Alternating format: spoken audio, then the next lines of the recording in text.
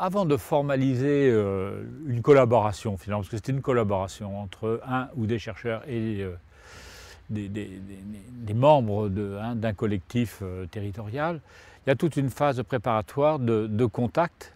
Ce matin, j'ai employé le mot d'établissement de la confiance qui est importante.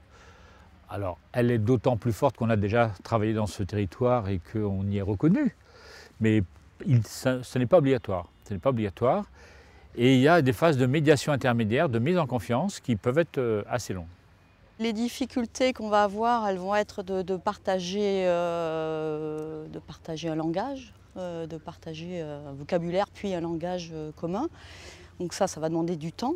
Ça va demander donc de pouvoir développer des programmes pluriannuels et même plusieurs programmes l'un après l'autre. Nous, on est arrivé sur PSDR en ayant déjà travaillé sur la recherche action petite exploitation dans un premier temps.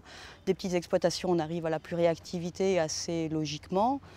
Et puis, on peut espérer qu'on poursuivra. Donc déjà, il y a ce facteur de la durée qui est important pour pouvoir construire une communauté de pratique finalement. La question essentielle, c'est de simplifier.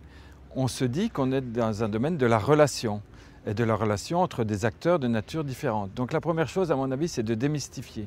C'est-à-dire que chacun a sa propre représentation du monde de la recherche et du monde des territoires. Et que ces représentations sont fortement connotées, en particulier pour ce qui concerne la recherche, avec tout le côté institutionnel et tout le côté du poids historique qu'elle représente.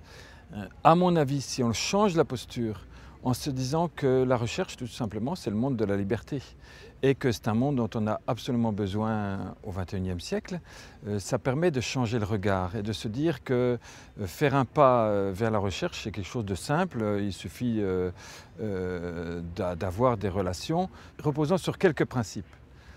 Le premier, c'est donc la liberté. La liberté de parole, ça, à mon avis, c'est une valeur essentielle dont ont besoin les territoires et dont a besoin la recherche. Le deuxième, c'est la durée. C'est que tout simplement, ce n'est pas des relations volatiles, ce n'est pas des relations telles qu'on peut le concevoir souvent entre l'expert et le territoire. C'est une relation qui est faite sur la durée. Le chercheur, il a besoin de temps, et comme le territoire a besoin de temps pour se faire, et que ce problème de la temporalité est extrêmement important. Le troisième, c'est que, à mon avis, on a une problématique partagée entre nous, c'est celle qu'on est tous porteurs d'expériences dans notre vie, et que ces expériences ne font en aucun cas connaissance, en ce sens qu'elles ne sont pas transmissibles en l'état. Elles ont besoin d'un processus pour être transmissibles, et ce processus, il repose sur la capacité de distanciation pour poser les problèmes. Le deuxième processus de contradiction, accepter la contradiction. Et le troisième, c'est la formalisation, accepter la formalisation. Et pour ça, reconnaître les complémentarités possibles entre recherche et action et voir comment on peut construire quelque chose autour de ces trois moments essentiels, la question, la contradiction et la formalisation. Ce qui va être intéressant, c'est quand on va pouvoir avoir une perméabilité entre ces deux mondes, quoi. Je pense que si on prenait des praticiens excessivement gestionnaires et en face des chercheurs excessivement isolés, on n'y arriverait à rien. Ça paraît important de parler de bénéfices intermédiaires parce qu'il ne faut pas se tromper et demander à la recherche d'amener des solutions opérationnelles. En revanche, nous, il faut qu'on arrive à trouver le moyen de valoriser un certain nombre de conclusions intermédiaires, les rapports de stage dont on parlait, si tant est qu'ils ont été rigoureusement et méthodiquement mis en place, ça permet à un moment donné de passer la main à des partenaires, de montrer que le diagnostic s'enrichit, de montrer que des choses qu'on croyait vraiment établies, on peut porter des regards un petit peu différents. Tant qu'il n'y a pas cette reconnaissance-là, on est un peu obligé j'ai envie de dire, d'avoir ces temps-là un petit peu dans l'ombre par rapport aux actions.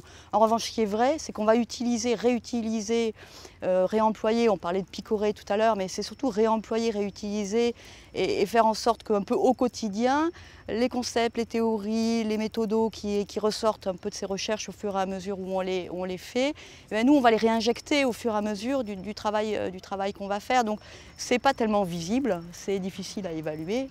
Voilà, donc c'est au fil du temps, la pratique, elle s'améliore, les choses sédimentent un petit peu et finissent par porter leurs fruits. On souhaite, dans le cadre de BioVallée, attirer bien sûr des enseignants, des chercheurs et des étudiants. Donc on a mis en place avec l'université Joseph Fourier un projet qui s'appelle Starter, qui est l'accueil d'étudiants un peu mis en réseau, dont le thème est porté à connaissance et l'expérience devrait être un peu capitalisée et dont l'expérience va être reprise et étendue à la Drôme et à l'Ardèche.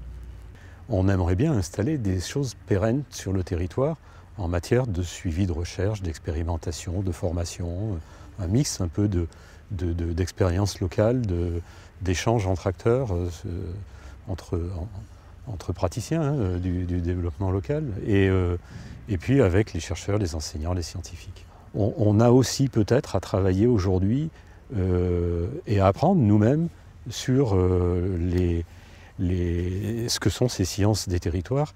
Au fond, j'ai l'impression que c'est tellement atomisé, tellement éclaté que dans les territoires, on n'en a pas une vue réelle.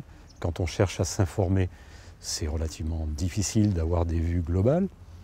D'avoir des retours de chercheurs là-dessus, des travaux qui existent. Il y en a, heureusement.